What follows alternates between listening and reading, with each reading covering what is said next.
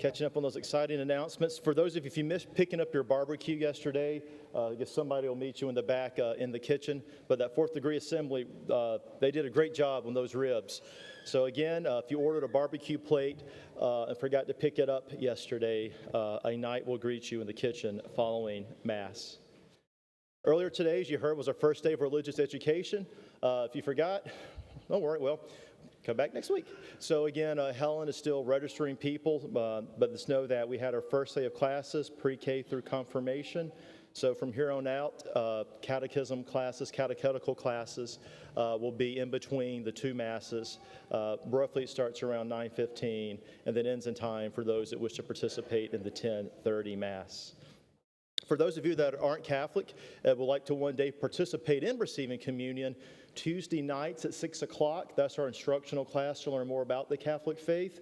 And after completing instruction, if you wish to become Catholic. So you don't have to become Catholic just to take the course, but if you would like to know more about the beauty of the liturgy, to learn more about the Eucharist, I encourage you to come Tuesday at 6 o'clock in the parish hall.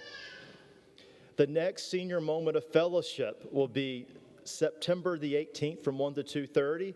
The theme is Fall, Y'all. And I told y'all last week that I would share what are the exciting activities that our seniors will do. Well, you're encouraged to wear your favorite team spirit wear, and you're going to be playing cornhole and snacking on some tailgating treats. Also, you can show off your baking skills by submitting your favorite homemade pie to our Blue Ribbon Pie Contest. Dr. Griffith, I've been asked to be a judge. I don't know if that's wise or not, or I could do a blind tape. We'll figure out how that works, but yes. Also, we get exercising in by doing cakewalks for delicious treats. So it's fall, y'all, September the 18th, 1 to 2:30. Also beginning this Tuesday, now that we've wrapped up our Parish Apologetics Bible study, I will now invite all the parish to please come for adoration with confession happening simultaneously beginning Tuesday, September the 9th at 7 p.m. This is an opportunity every Tuesday, unless told otherwise in advance. So just a time of adoration.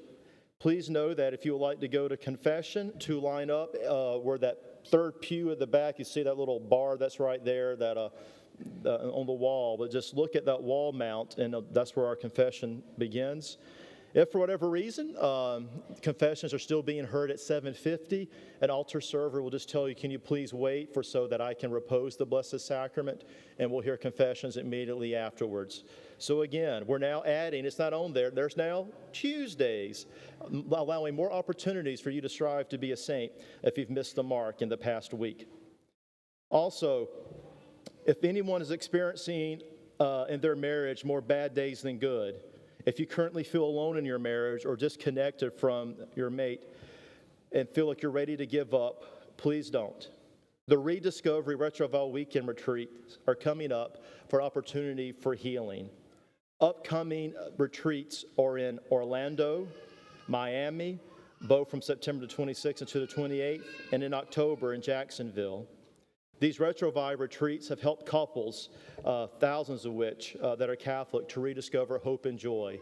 More information in next week's bulletin, but you can register at marriagelifeline.org to learn more about these marriage retreats, marriagelifeline.org. Also, you heard we had all that cleaning going on and all that excitement yesterday. Well, that's in anticipation of our parish feast day. Our parish feast day falls on Sunday this year, so you'll see in the bulletin more details about what you can help to bring to make this a special event. But we'll celebrate at the 10:30 Mass will be a combined bilingual Mass. So on September the 21st, there will not be a 1 o'clock Spanish Mass, so that we could worship together at 10:30 and enjoy a reception and fellowship immediately afterwards. And for other announcements, just make sure you take the bulletin with you. And now that we're starting to have Sunday school, if your child receive an artwork or papers, please collect those in front of you too. Finally, one last thing.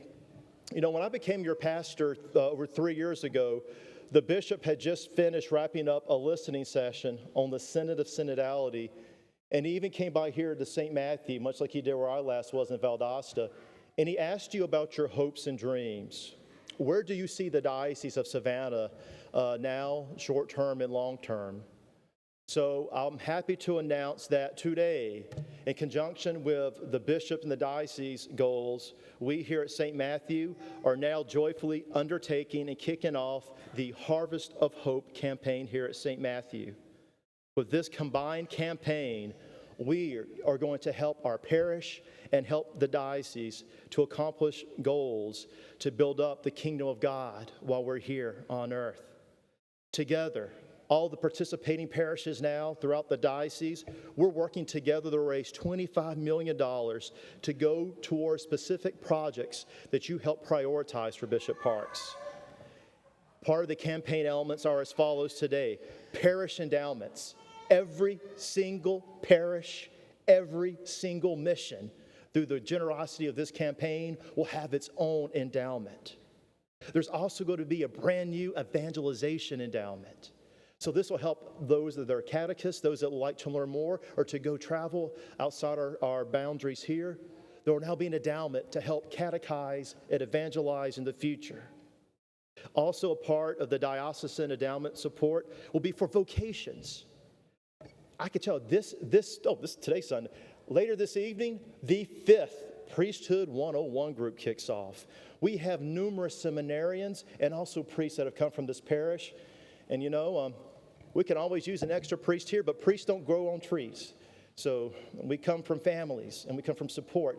And Father Brett, our very own Father Brett, would love to have 30 seminarians, but those 30 seminarians also cost money.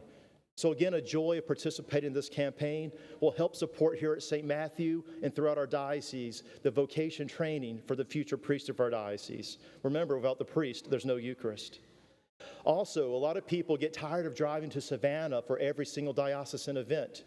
So based on another goal of this campaign is to acquire a central piece of land so that we can join all of our brothers and sisters at a central location when celebrating diocesan-wide events. And finally, the last diocesan component of our Harvest of Hope campaign will be to fulfill the 2025 portion of the annual Catholic Appeal. All this is in your bulletin that we did not begin this February. Also know that St. Matthew will also benefit from this campaign. I'll save you in suspense till next week, where I'm going to outline what all we're going to do at St. Matthew to share in this diocesan campaign. You'll be hearing more in the coming weeks at Mass and weekly now in the bulletin about this campaign. Know that if you have any questions, beginning on Thursdays from 1 to 3, our liaison will be Irish Baudry. And Irish Baudry looks forward to getting to know our community and to help us reach our goals. The chairperson to help with the diocese from our parish at St. Matthew is Jackie Kelly.